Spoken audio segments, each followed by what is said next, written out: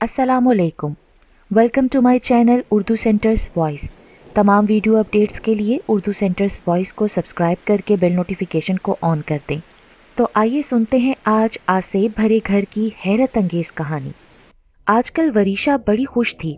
किराए के मकान से जान छूटने वाली थी। जब भी मालिक मकान घर खाली करने को कहते थे उसकी तो जान पर बनाती थी। अपने भाई और अब्बू को किराए के मकान के लिए ख्वार होता देखकर उसे बहुत दुख होता था और उसे भाई की उस आदत से भी बड़ी चिढ़ थी कि वो हर काम को बहुत ही लाइटली लेता था। तुम आखिर मकान खाली करने से चिढ़ती क्यों हो वरीशा? वरीशा की बसूरती शक्ल देखकर भाई को उसको छेड़ने में मज़ा आता था। भाई, अगर आपको सामान समेट कर दूसरे घर में सजाना पड़े ना तो पता लग जाएगा। वह ना सामान तो मैं और अब्बू ढोते हैं ना, और तुम घर में सिर्फ एतराज़ के अलावा और क्या करती हो? भाई ने हंसकर उसे छेड़ा और वरीशा के तन बदन में तो आग लग गई। ट्रक में भरकर सामान ले जाने और घर में सेट करने में ज़मीन आसमान का फ़र्क है। मैं तो भाई बहुत तंग आ गई हूँ रोज़ रोज़ की इस शिफ्टिंग से। अम्मी अब्बू से कहें ना अपना घर खरीद लें, कब तक हम खाना बदोशों की तरह ज़िंदगी गुजारेंगे। परेशान तो वरीशा के अब्बू प्रोफेसर ज़ीशान और उसकी अम्मी भी थीं। मालिक मकान के नखरे, फिर हर साल किराया बढ़ाने का मुतालबा और इसके अलावा आए दिन की तब्दीली से फर्नीचर पर भी जगह जगह निशानात अलग पड़ जाते थे। अब तो अब्बू ने भी संजीदगी से घर लेने का सोच लिया था, मगर उनकी महदूद आमदनी, बच्चों की पढ़ाई और फिर मकानों की कीमतें भी तो आसमानों पर पहुंची हुई थीं। हाउस बिल्डिंग से लोन भी रिश्वत दिए बगैर नहीं मिलता था। उन्होंने हमेशा हक हलाल का कमाया और बच्चों को खिलाया। अब इस उम्र में अपनी आकबत ख़राब करने से उन्हें डर लगता था। फिर उनकी किस्मत अच्छी थी कि हाउस बिल्डिंग में उनके एक शागिर्द की पोस्टिंग हो गई और यूं उन्हें बगैर किसी रिश्वत के लोन मिल गया। और बहुत सोचो बचार के बाद उन्होंने एहसनाबाद में एक 300 गज का प्लाट खरीद लिया, जो शहर से दूर और वीरान होने की वजह से निस्बतन सस्ता और उनकी रेंज में था। शुरू में तो वरीशा और उसकी माँ उस इलाके की वीरानी देखकर बहुत घबराईं। अबू, ये जगह तो बड़ी होलनाक है, और फिर शहर से इतनी दूर मैं कॉलेज कैसे जाऊंगी? वरीशा बीएससी की तालिबा थी और उसका भाई सीए कर रहा था। बेटा, कराची की आबादी बहुत तेज़ी से बढ़ रही है। यहाँ रोज़गार के मौक़े ज़्यादा हैं, इसलिए हर सूबे के लोग यहाँ आकर आबाद हो रहे हैं। मुझे तो हैरत होती है उन लोगों पर जो आने वालों पर एतराज़ करते हैं। क्या अपने ही मुल्क में एक सूबे से दूसरे सूबे में जाने के लिए वीज़ा लेना पड़ेगा? हम रोज़गार के लिए दूसरे मुल्क भी तो चले जाते हैं ना। ये तो फिर अपना मुल्क है। और बेटा, जब तक हमारा घर तैयार होगा और भी बहुत से घर बन जाएंगे। और वाकई प्रोफेसर ज़ीशान का अंदाज़ा बिल्कुल सही था। 8 माह बाद घर मुकम्मल होने पर उन्होंने शिफ्टिंग की तो काफ़ी घर बन चुके थे। सिर्फ उनके आसपास के प्लॉट खाली थे। घर देखकर वरीशा तो खुशी से बेहाल हो गई। घर बेहद खूबसूरत था, ख़ास तौर पर छोटा सा सरसब्ज लॉन, 3 बेडरूम और अटैच बाथरूम पर मुश्तमिल उस घर में हर वो सहूलत मौजूद थी जिसका वरीशा ख्वाब देखा करती थी। हर कमरे में बिल्ट इन अलमारियाँ, अमेरिकन किचन के साथ छोटा सा लेकिन स्टाइलिश सा ड्राइंग रूम जिसके साथ बाथरूम भी था। वरीशा खुशी से तो अब्बू से लिपट गई। थैंक यू अब्बू, इतने खूबसूरत घर का तो मैंने सोचा भी ना था। अच्छा किया जो नहीं सोचा था। इस घर पर तो सिर्फ मेरा और अम्मी अब्बू का हक है। तुम किस खेत की मूली हो? भाई ने हंसकर कहा तो वरीशा को तो पतंगे लग गए। आप यूं ही जलते हैं भाई।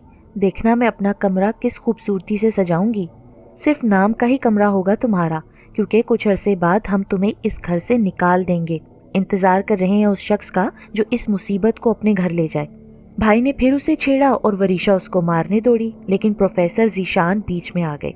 बेटा, मत छेड़ा करो हमारी चहकती बुलबुल को। ये तो इस घर की रौनक और रहमत है। इसकी रुखसती के बाद भी कमरा उसी के नाम ही अलॉट रहेगा। वरीशा ने जुबान चढ़ाते हुए खुद को बाप की बाहों में छुपा लिया। कई दिन तो घर की सेटिंग में निकल गए। फिर वरीशा को तन्हाई सताने लगी। घर के सन्नाटे और वीरानी से दिल घबराने लगा। हालांकि काफ़ी घर आबाद थे, लेकिन अजीब खुश्क और बदज़ोक लोग थे। किसी ने भूले से भी आकर झांका तक नहीं था। जूं जूं वक्त गुजरता रहा, वरीशा एक अजीब किस्म की बेचैनी और इस्तराब का शिकार हो रही थी। आजकल कॉलेज की भी छुट्टियां थी और मोबाइल पर दोस्तों से कितनी बातें करती और कब तक टीवी देखती। किसी से अपनी कैफियत शेयर भी नहीं कर सकती थी, क्योंकि घर खरीदने के लिए सबसे ज़्यादा उतावली वही थी। उस दिन अचानक अम्मी को प्रोफेसर साहब के दोस्त की वालिदा के इंतकाल पर जाना पड़ गया, तो अब्बू ने अम्मी को जनाजा उठने से पहले पहुंचने की ताकीद की। अम्मी, मैं घर में अकेली कैसे रहूंगी? वरीशा ने एहतजाज किया। میں نے تمہارے بھائی کو میسج کر دیا ہے، وہ مجھے 1 گھنٹے بعد پک اپ کر لے گا۔ تمہارے ابو تو جنازہ پڑھ کر ہی آئیں گے، تم جب تک ٹی وی دیکھتی رہنا، اور ہاں جب تک میں واپس نہ آؤں تم دروازہ مت کھولنا۔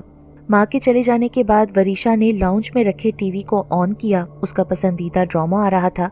اچانک اسے لگا اس کے پیچھے کوئی کھڑا ہے۔ اس نے مڑ کر دیکھا تو کوئی بھی نہیں تھا۔ لا حول ولا قوت، اس کو اپنی ہی بزدلی پر ہنسی آ گئی۔ اچانک کسی کا بھاری ہاتھ اس کے کندھے پر آ دھرا۔ وریشا کی تو چیخ نکل گئی، گھبرا کر کھڑی ہو گئی۔ کوئی نہیں تھا۔ اس کا دل دھڑک دھڑک کر لگتا تھا پسلیاں توڑ کر باہر آ جائے گا۔ اس نے گھوم کر پورے کمرے کا جائزہ لیا اور پھر گھبرا کر آیت الکرسی پڑھنے لگی۔ اب اس کو سردی محسوس ہو رہی تھی۔ نومبر کا مہینہ تھا اور کھلے علاقے کی وجہ سے فضا میں خنکی سی پیدا ہو گئی تھی۔ وریشا نے ٹی وی بند کیا اور کافی بنانے کچن کی طرف بڑھی، جو امریکن سٹائل میں کھلا ہوا تھا، اور کاؤنٹر کے ساتھ 2 کرسیاں بھی رکھی ہوئی تھیں جس پر اکثر دونوں ماں بیٹی دوپہر کو کھانا کھایا کرتی تھیں۔ ابھی اس نے سوچا ہی تھا کہ کافی پھینٹنے کی آوازیں آنے لگیں۔ اس کی حیرت سے تو آنکھیں پھٹی کی پھٹی رہ گئیں۔ تیار کافی کاؤنٹر پر رکھی تھی۔ وہ گھبرا کر اپنے کمرے میں بند ہو گئی اور موبائل پر بھائی سے بات کرنے کی کوشش کرنے لگی، مگر شاید سگنلز کا پرابلم تھا۔ وہ تو اب چیخ چیخ کر رونے لگی۔ اچانک کسی نے اس کے منہ پر ہاتھ رکھ دیا، پھر اسے اپنا ہوش نہیں تھا۔ آنکھ کھلی تو وہ اپنے بستر پر تھی اور باہر سے امی اور بھائی کی باتوں کی آواز آ رہی تھی۔ وہ گھبرا کر کمرے سے باہر نکل آئی۔ بھائی، امی، آپ لوگ آ گئے؟ دروازہ کس نے کھولا تھا؟ پاگل، تمہیں نے تو کھولا تھا۔ پھر بات کیے بغیر جا کر کمرے میں سو گئی، مگر امی نے تمہیں اٹھانے نہیں دیا کیونکہ تم نے زبردست سگڑاپے کا مظاہرہ کر کے انہیں تو حیرت میں ڈال دیا تھا۔ کھانا تیار، روٹی پکی ہوئی اور گھر صاف ستھرا۔ تم اس قدر کام چور اور نکمی ہو، آج تم پر کام کرنے کا دورہ کیسے پڑ گیا؟ بھائی کے لہجے میں شرارت تھی۔ مت تنگ کرو میری بیٹی کو، اس قدر کام کیا ہے، تھک کر سو گئی ہوگی نا۔ ماں نے پیار سے کہا تو وہ سوچ میں پڑ گئی۔ کیسے بتاؤں انہیں کہ میں نے تو کوئی کام نہیں کیا، اور پھر بتا بھی دیا تو کیا فائدہ ہوگا؟ قرض ادھار لے کر یہ گھر بنایا ہے ابو نے، کیا اسے چھوڑنا ہوگا؟ شاید میں نے خواب دیکھا ہوگا، لیکن کیا میں نے خواب میں کھانا بھی پکا دیا؟ ماں اور باپ حیران تھے۔ وریشا جو نماز پڑھنے کی عادی نہ تھی، آج کل بغیر کہے نماز کے ساتھ ساتھ تلاوت قرآن پاک بھی کر رہی تھی۔ دونوں ہی بہت خوش تھے اور دعا گو بھی کہ BSc کرتے ہی ہم اپنی بیٹی کی شادی کر دیں گے، مگر پریشانی یہ تھی کہ لوگ رشتے کے لیے کہتے ضرور تھے، لیکن اس علاقے یعنی احسن آباد آنے کے لیے کوئی تیار نہ ہوتا تھا۔ اب تو پروفیسر صاحب کو بھی شہر سے باہر گھر بنانے پر ملال ہونے لگا۔ گھر خریدنے سے پہلے انہیں گھر والوں کی اور لوگوں کی رائے کو اہمیت دینا چاہیے تھی، یا کم از کم اتنا ہی کرتے کہ استخارہ ہی کر لیتے۔ حالانکہ ان کی یہ عادت تھی کہ کرائے کا گھر لینے سے پہلے بھی وہ استخارہ ضرور کرتے تھے تاکہ اللہ کی رضا شامل ہو جائے، مگر جانے کس طرح اس اہم کام کے وقت وہ استخارہ کرنا بھول گئے اور اب وہ پچھتا رہے تھے۔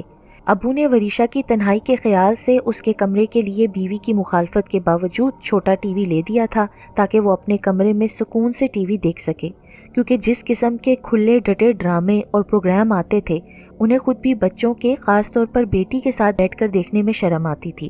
رات نیند نہ آنے پر جب وریشا نے ٹی وی آن کیا تو اس پر کوئی ڈرونی مووی آ رہی تھی۔ اس نے خوف زدہ ہو کر ٹی وی بند کرنا چاہا تو وہ تو جام ہو گیا۔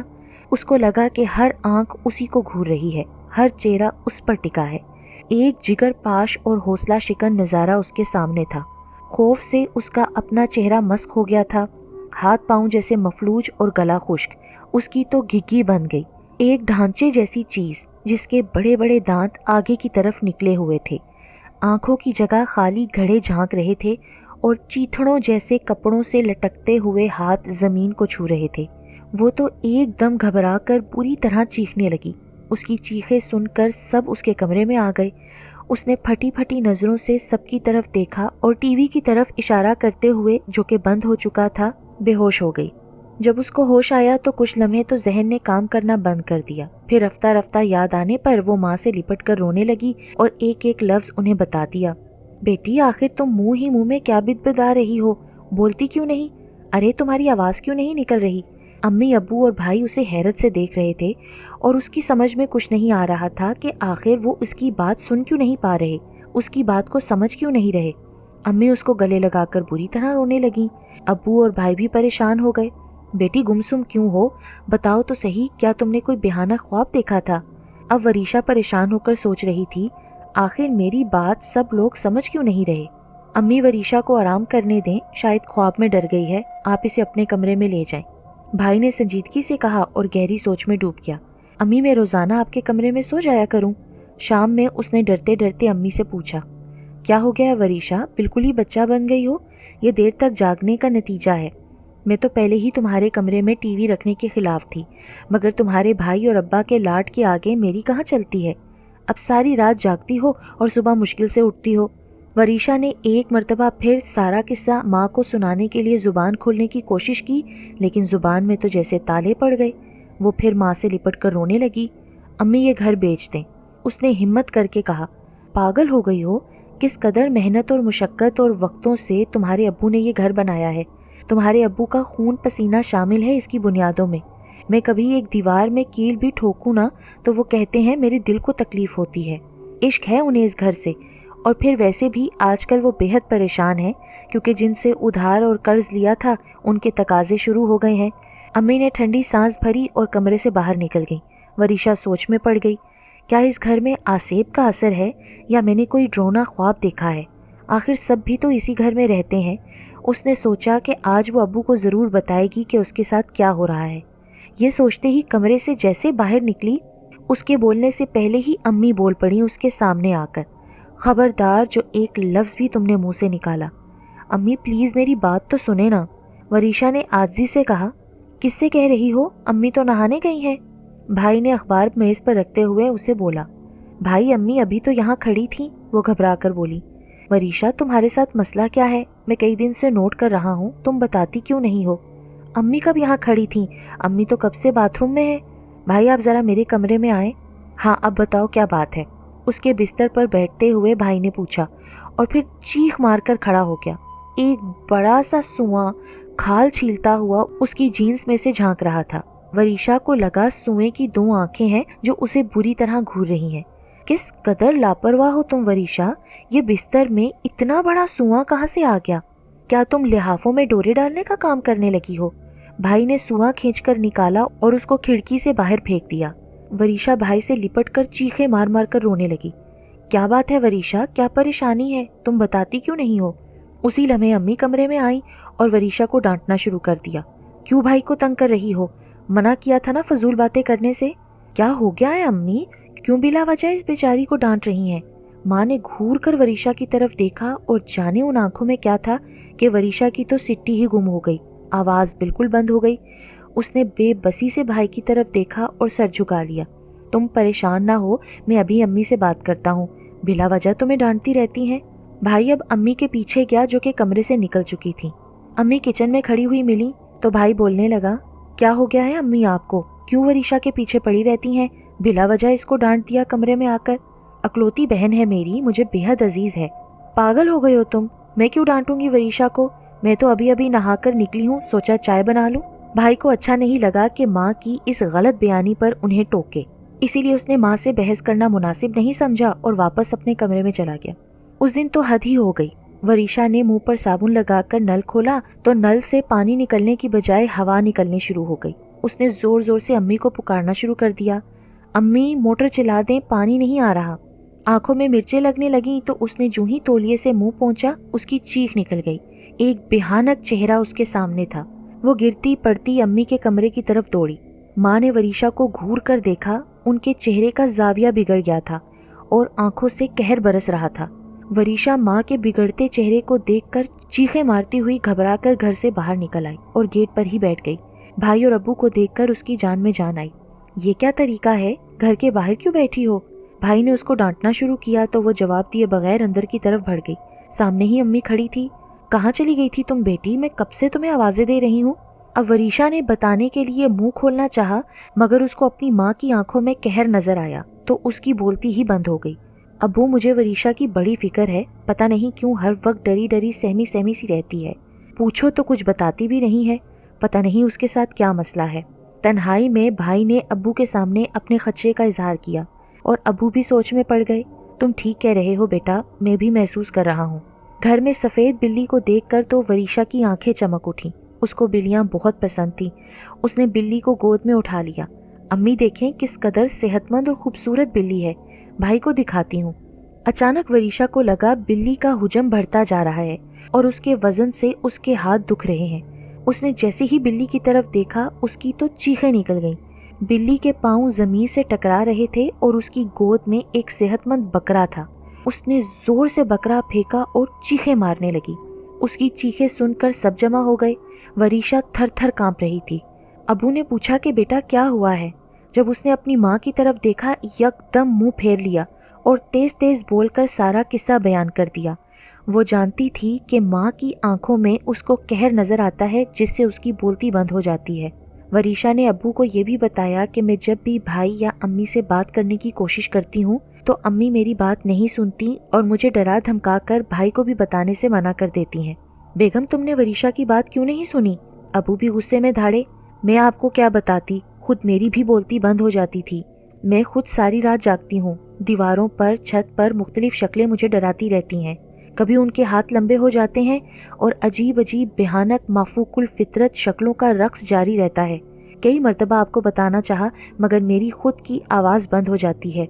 कितनी मर्तबा मैंने वरीशा को भी बताने से मना किया है और ये मना करने की आवाज़ मुझे अंदर से आती है, जैसे किसी से अगर जिक्र किया तो कोई बहुत बड़ा नुकसान हो जाएगा। फिर मुझे ये भी एहसास था कि कितनी मेहनत मुशक्क़त और उधार कर्ज लेकर आपने ये घर बनाया है। इसकी बुनियादों में आपके खून पसीने की कमाई शामिल है। कैसे इसे छोड़ दें? आखिर में अम्मी की आवाज़ तो गुलूगीर हो गई। हैरत है मुझे तुम पर, इतनी तवील रफ़ाकत में तुमने मेरे बारे में यही अंदाज़ा लगाया। अरे बेगम, तुमसे और अपनी औलादों से ज़्यादा मुझे दुनिया में कोई चीज़ अजीज़ है। इस घर को कोड़ियों के मोल बेच भी दूँ ना तो भी सौदा महंगा नहीं। मगर मुझे दुख ये है कि दोनों माँ बेटियाँ इस अजियत से गुजरती रहीं और जिक्र तक नहीं किया। यकीनन इस घर पर आसेबों का असर है। क्या वाकई अब्बू? भाई ने पूछा। हाँ बेटा, जो तुम्हारी अम्मी और बहन बता रही है ना वो गलत नहीं हो सकता। कुरान शरीफ में सूरह जिन में इसका जिक्र है। हम किसी आलिम से रुजू करेंगे, अल्लाह के कलाम की बरकत से हमें उनसे निजात मिल जाएगी। आलमों को तो बस रहने देना अब्बू, एक से एक बढ़कर शोबतेबाज और ढगोसलेबाज हैं। ऐसे आलमों पर तो मैं लानत भेजता हूँ। मैं भी जानता हूँ बेटा, मगर तलाश तो करना पड़ेगा ना। अभी तो नेक लोगों की दुनिया में कोई कमी नहीं। आज से मैं वरीशा के कमरे में और वरीशा अपनी माँ के साथ सोएगी और सोते वक्त आयतल कुर्सी 7 मरतबा पढ़कर हिसार ज़रूर कर लेना। वरीशा के कॉलेज खुल गए थे।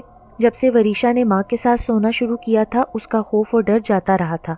अबू भी किसी आलिम की तलाश में थे, साथ साथ प्रॉपर्टी डीलर से भी घर बेचने की बात कर रखी थी।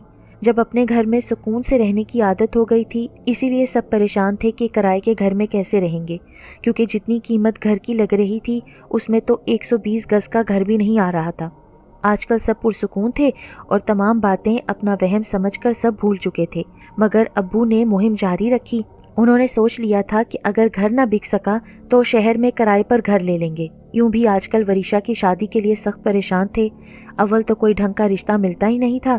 अगर कोई लड़की देखने की ख्वाहिश भी करता तो एहसनाबाद का नाम सुनकर माजरत कर लेता। इसीलिए अब वो भी ऐसे वीरान इलाके में घर बनाकर पछता रहे थे। उस दिन वो घर पहुंचकर बेल बजाने ही वाले थे कि एक बुजुर्ग को अपनी तरफ बढ़ते पाया। अस्सलाम वालेकुम। वालेकुम अस्सलाम। आप कौन? मैंने पहचाना नहीं। अब्बू के लिए तो वो बिल्कुल अजनबी थे। जी, मुझे खलीलुर रहमान कहते हैं। डिफेंस में मेरी रिहाइश है। सुना था आप मकान बेचना चाह रहे हैं, इसी सिलसिले में मैं हाजिर हुआ हूँ। प्रोफेसर साहब ने उन्हें ड्राइंग रूम में लाकर बिठाया और फिर रख रखाव से मुतासिर होकर हर बात बता दी, सवाए इसके कि घर में किसी किस्म के आसेब का शक है, क्योंकि खुद अब्बू अभी तक इस तजर्बे से नहीं गुजरे थे, इसीलिए उन्होंने बताना भी मुनासिब नहीं समझा। आप डिफेंस में रहते हैं तो फिर यहाँ घर क्यों लेना चाह रहे हैं? अरे साहब, आपको आम खाने से मतलब है या पेड़ गिनने से? फिर वो नरमी से बोले, मैं इस मकान की कीमत का तयन आप पर छोड़ता हूँ। आप शहर के किसी भी हिस्से में इतना ही बड़ा मकान पसंद कर लें, वो आपके नाम हो जाएगा, फिर ये आप मेरे नाम कर देना। देखिए, मैं सौदे में बेईमानी नहीं कर सकता। जिस कीमत में मुझे ये मकान पड़ा है उस कीमत में तो शहर में इससे आधा घर भी नहीं आएगा। फिर हाउस बिल्डिंग का लोन और लोगों का कर्ज, मैं तो घर खरीदने की पोजीशन में ही नहीं हूँ। प्रोफेसर साहब ने सफाई से अपनी हैसियत बता दी। बुजुर्ग ज़ेरे लब मुस्कुराए, फिर मतानत और संजीदगी से गोया हुए, आपको कुछ बताने की जरूरत नहीं है, मैं आपके बारे में सब जानता हूँ। आप जल्द से जल्द मकान पसंद कर लें, मैं 1 हफ्ते बाद आकर आपसे मिलूंगा। और हाँ, अभी इस डील के बारे में किसी को बताइएगा नहीं। अब्बू को तो हैरान और शश्तर छोड़कर खलीलुर रहमान साहब जा चुके थे और अब्बू हैरत में डूबे सोच रहे थे कि क्या ये गैब की मदद है। अबू ने घर वालों को ये कहकर मुतमईन कर दिया कि किसी एजेंट ने गाहक भेजा था। फिर उन्होंने घर देखना शुरू किए। उन्हें हमेशा से केडीए ऑफिसर सोसाइटी बेहद पसंद थी। उनके 2-3 दोस्त भी वहाँ रिहाइश पजीर थे।